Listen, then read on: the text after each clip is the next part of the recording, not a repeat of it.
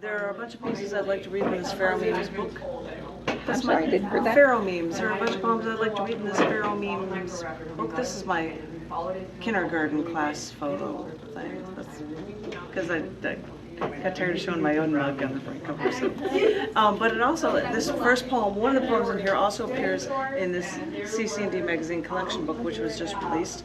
That is called A Revolution of Modern Life. Artwork on the cover is from a man in France. I can't remember his name. I don't want to botch up the pronunciation of his name, so look online. It would be the best way to do it. I know. Zero look means it says the long and I'm like, I don't want to screw it up. So, in fact, his name is on here, and I'm sure I would disservice, but that's why I've got it online everywhere with links on Facebook. But this poem is in both, so I'm going to read this poem first, because it is in both of these, and it is called For Far Too Many Years. After news reports of fire along the coast of California and through national forests filled half a newscast, a reporter then said on live TV, "We will now have to learn how to live with fire." Live with fire, he says, after I escaped the gates of hell and am now forced into purgatory forever. I spend every waking moment licked by flames. I know what it's like to be parched because all this time I've been scorched. And I wonder why everyone else hasn't been living with hellfire all this time already. It's been around you since the beginning of time, for far too many years, for it to not find you. All this time, it's been breathing down your back, teasing you, whispering to you, calling to you. Yeah, it's a matching picture.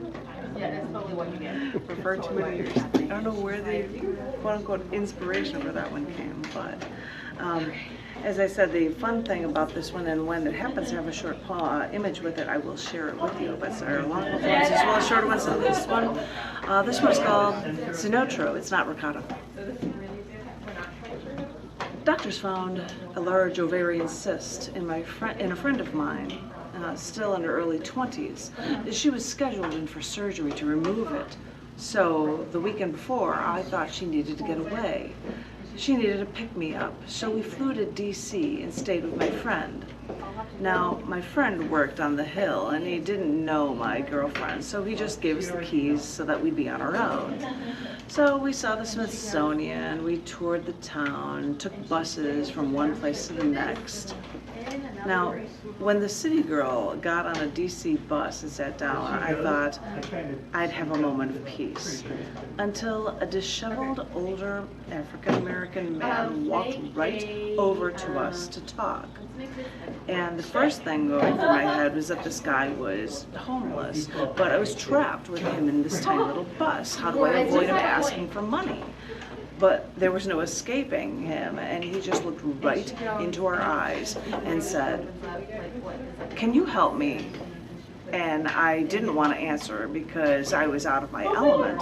But he pulled out a newspaper, crinkled in his grasp, and he said, "I'm doing a crossword here, and there's a seven-letter word for cheese.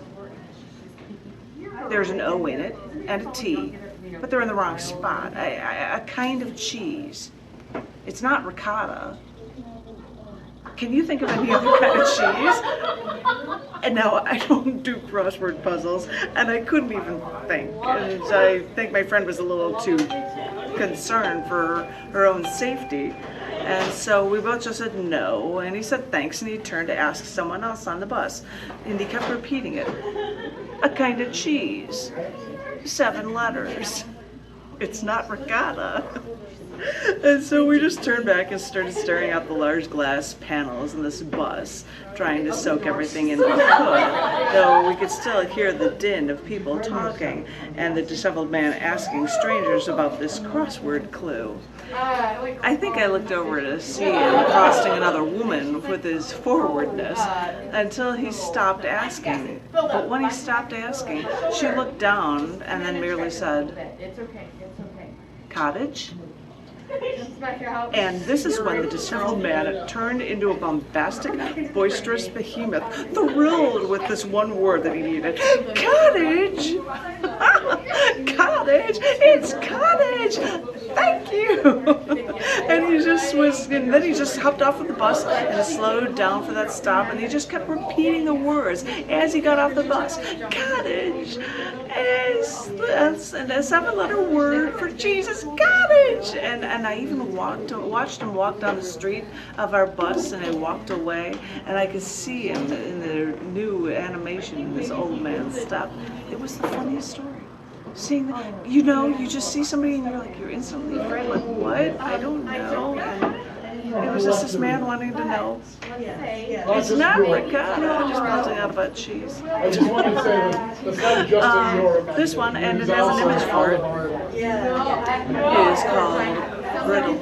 And you can see it's got a little statue. Short ones. This is what I Twitter-like poem. Poor, trapped snail, born into a shell that keeps them contained, trapped within these curved, yet brittle, hard walls. These walls seem so suffocating. They make life seem so short.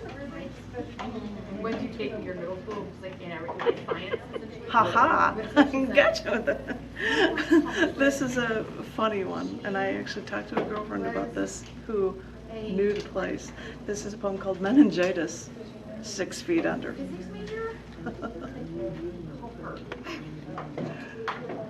The bar was called O'Malley's. It wasn't really my kind of a hangout. The music was a little too 80s metal for this industrial proto-goth girl's taste. But my best friend from high school, my once roommate, sharing a home is where we learned that we're nothing alike. She loved this place and told me to join her. And the one thing I can remember about this dive bar that was half flight below the street level, 6 feet under. It was the one thing that made it feel like home was that all the regulars at midnight, the music changed, and like clockwork, they all played American Pie. And now it's just a song. It's a song before I was born. But everyone, I mean everyone, stopped whatever they were doing to dedicate the next 6 minutes of their life to singing this song, completely drunk with everybody else. Now, as I said, I didn't know this song. It was before my time. But when in Rome, I guessed the words, mouthed the verses, and the more you do it, the more you would start to belt out the chorus like you're a regular. Bye, bye, Miss American Pie. Drove my Chevy to the levee, but the levee was dry. But once I found this new home with new friends, we even altered some of the words for the rest of the chorus. Then good old boys are drinking whiskey and beer instead of rye. This'll be the day that I die at O'Malley's. And we would sing this, and we were all friends, but we were all drunk. So this was just a truly unique term for endearment as we were saying these things to each other.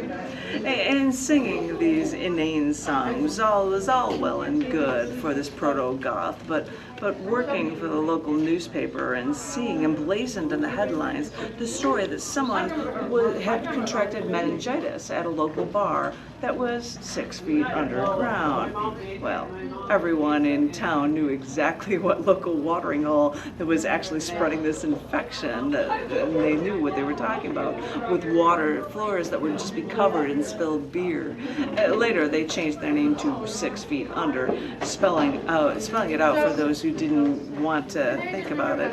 But when I think of this watering hole, I don't think about the beer-soaked floor spreading diseases. I just think of a bar, not quite my style, but singing a song that brought everyone together. That was the funniest story. That was the funniest story. Are you like everyone in this town? Are you a dog person? No. We have cats. I don't even want to date somebody with a dog. Well, this was a thing about a dog, and we own cats, so if that consoles you. This is called Bamboo. He gave her the name of the bamboo near my home. This bamboo that I love, that grew so high, so strong.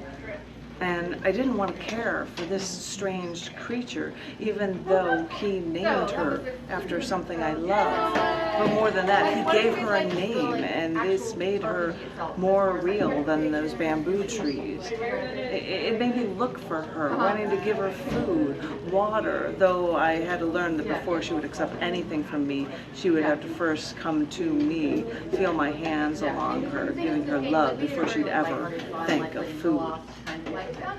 And then he thought, maybe we should take her in, give her a home.